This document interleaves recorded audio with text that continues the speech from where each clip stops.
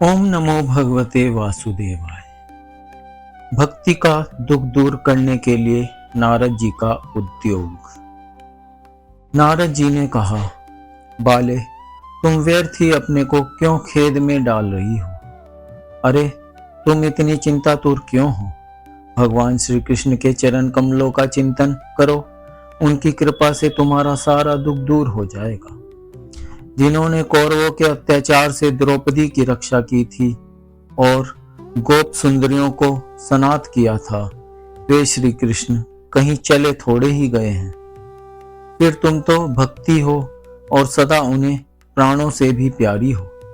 तुम्हारे बुलाने पर तो भगवान नीचों के घरों में भी चले जाते हैं। सत्य, त्रेता और द्वापर, इन 3 युगों में ज्ञान और वैराग्य मुक्ति के साधन थे, किंतु कलियुग में तो केवल भक्ति ही ब्रह्म सुयोज्य मोक्ष की प्राप्ति कराने वाली है। यह सोचकर ही परमानंद चिन्मूर्ति ज्ञान स्वरूप श्री हरि ने अपने सत्य स्वरूप से तुम्हें रचा है। तुम साक्षात श्री कृष्णचंद्र की प्रिया और परम सुंदरी हो। एक बार जब तुमने हाथ जोड़कर पूछा था कि मैं क्या करूं, तब भगवान ने तुम्हें यही आज्ञा दी थी कि मेरे भक्तों का पोषण करो। तुमने भगवान की वह आज्ञा स्वीकार कर ली। इससे तुम पर श्री हरि बहुत प्रसन्न हुए और तुम्हारी सेवा करने के लिए मुक्ति को तुम्हें दासी के रूप में दे दिया और इन ज्ञान वैराग्य को पुत्रों के रूप में। तुम अपने साक्षात स्वरूप से वैकुंठ धाम में ही भक्तों का पोषण करती हो। भूलोक में तो तुमने उनकी पुष्टि के लिए केवल छाया रूप धारण कर रखा है। तब तुम मुक्ति, ज्ञान और वैराग्य को साथ लिए पृथ्वी तल पर आई और सत्ययुग से द्वापर युग पर्यंत बड़े आनंद से रही।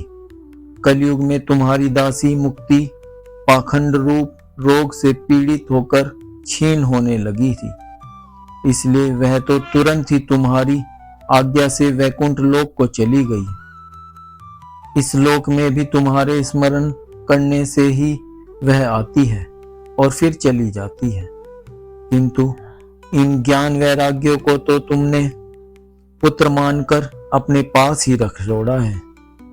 फिर भी कलयुग में इनकी उपेक्षा होने के कारण तुम्हारे ये पुत्र उत्साहहीन और वृद्ध हो गए हैं। फिर भी तुम चिंता न करो, मैं इनके नवजीवन का उपाय सोचता हूँ। सुमुखी, कली के समान कोई भी युग नहीं है। इस युग में मैं तुम्हें घर घर में प्रत्येक पुरुष के हृदय में स्थापित कर दूंगा। देखो, अन्य सब धर्मों को दबाकर और भक्ति विषयक महोत्सवों को आगे रखकर यदि मैंने लोक में तुम्हारा प्रचार न किया तो मैं श्री हरि का दास नहीं। इस कलयुग में जो जीव तुमसे युक्त होंगे वे पापी होने पर भी बेखटके भगवान श्री कृष्ण के अभय धाम को प्राप्त होंगे। जिनके हृदय में निरंतर प्रेम रूपिणी भक्ति निवास करती है, वे शुद्ध अंतःकरण पुरुष स्वप्न में भी यमराज को नहीं देखते। जिनके हृदय में भक्ति महारानी का निवास है, उन्हें प्रेत, पिशाच, राक्षस या दैत्य आदि स्पर्श करने में भी समर्थ नहीं हो सकते। भगवान तप, वेदाध्ययन, ज्ञान और कर्म आदि किसी भी साधन से वश में नहीं किए जा सकते। वे केवल भक्ति से ही वशीभूत होते हैं। इसमें श्री गोपीजन प्रमाण है। मनुष्यों का सहस्त्रों जन्म के पुण्य प्रताप से भक्ति में अनुराग होता है। कलयुग में केवल भक्ति ही सार है। भक्ति से तो साक्षात श्री कृष्णचंद्र सामने उपस्थित हो जाते हैं। जो लोग भक्ति से द्रोह करते हैं वे तीनों लोकों में दुख ही दुख पाते हैं। पूर्व काल में भक्त का तिरस्कार करने वाले दुर्वासा ऋषि को बड़ा कष्ट उठाना पड़ा था। बस व्रत, तीर्थ, योग, यज्ञ और ज्ञान चर्चा आदि बहुत से साधनों की कोई आवश्यकता नहीं है। एकमात्र भक्ति ही मुक्ति देने वाली है।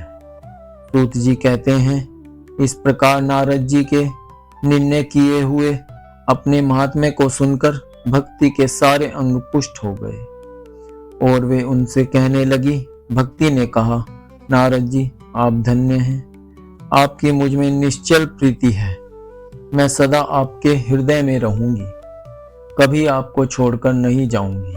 साधो, आप बड़े कृपालु हैं, आपने क्षण भर में ही मेरा सारा दुख दूर कर दिया, किंतु अभी मेरे पुत्रों में चेतना नहीं आई है। आप इन्हें शीघ्र ही सचेत कर दीजिए, जगा दीजिए।